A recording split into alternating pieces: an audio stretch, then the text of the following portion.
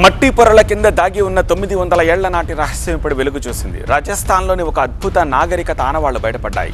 అపురూపమైన విగ్రహాలు, అపురపరిచే కట్టడాలు అద్భుత నిర్మాణ శైలికి సాక్ష్యంగా నిలుస్తున్నాయి. ఆ గుట్టల కింద ఇంకేం దాగి ఉంది? ఆ విగ్రహాలు చెబుతోన్న చారిత్రక సత్యాలేమిటి?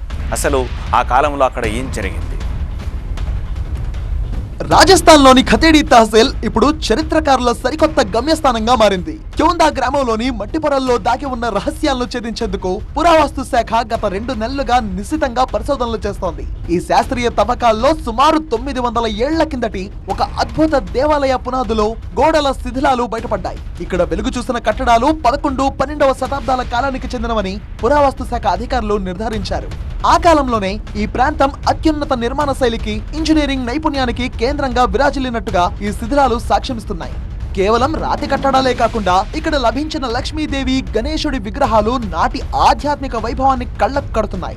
రాతితో చెక్కిన నేల, చతురస్రాకారపు పునాదులు, అరుదైన అర్ధవృత్తాకార నిర్మాణ శైలి చూసి పరిశోధకులు సైతం ఆశ్చర్యపోతున్నారు. ఎర్రటి రాతి బ్లాకులు, ఇటుకలతో నిర్మించిన ఆలయ సముదాయం చూస్తే అప్పట్లో ఒక ఉన్నతమైన పట్టణ నాగరికత ఇక్కడ వెలసిల్లిందనే సంకేతాలిస్తుందని అధికారులు చెబుతున్నారు. అధికారుల అంచనా ప్రకారం ఈ నిర్మాణాలు ఆ కాలపు సామాజిక అభివృద్ధికి అద్దం పడుతున్నాయి. ప్రస్తుతం 30 మంది స్థానిక కార్మికుల సాయంతో జరుగుతున్న ఈ అన్వేషణలో రోజుకో కొత్త విషయం వెలుగు చూస్తోంది.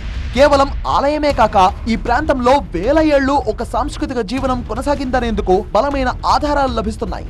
భూగర్భం నుంచి ప్రత్యక్షమవుతున్న ఈ ఆలయ ఆనవాళ్లు క్యోందా గ్రామ చరిత్రను ప్రపంచ పటంలో మరో మెట్టు పైకి తీసుకువెళ్తాయని స్థానికులు ఆశాభావం వ్యక్తం చేస్తున్నారు.